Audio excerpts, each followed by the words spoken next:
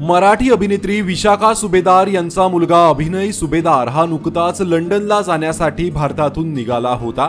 मात्र कुवेतमध्ये विमान थांबल्याने तो आता गेली 4 दिवस तिथेच अडकून पडला आहे. कुवेत नंतर लंडनमध्ये विमान जाणे अपेक्षित होते. मात्र कुवेतची सध्याची परिस्थिती गंभीर असल्याने कुठलेही विमान उडण्यासाठी बंद ठेवले आहेत. त्यामुळे अभिनय गेली 4 दिवस कुवेतमध्ये अडकला आहे आणि याबाबत विशाखा सुभेदार यांनी स्वतः सोशल मीडियावर व्हिडिओ शेअर करत माहिती दिली होती.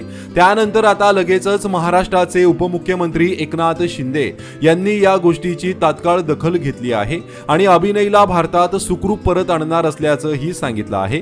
उपमुख्यमंत्री एकनाथ शिंदे यांनी स्वतः विशाखा सुभेदार यांना फोन करत तुमच्या मुलाला सुखरूप परत आणू असं आश्वासन दिलं आहे. जशी विमान सेवा पूर्वरित होईल तसे त्याला पुन्हा मुंबईत सुखरूप आणण्यात येईल असेही शिंदे यांनी विशाखा यांना सांगून त्यांना याबाबत आश्वस्त केले. त्यामुळे विशाखा सुभेदार यांचा मुलगा आता भारतात सुखरूप परत येणार आहे.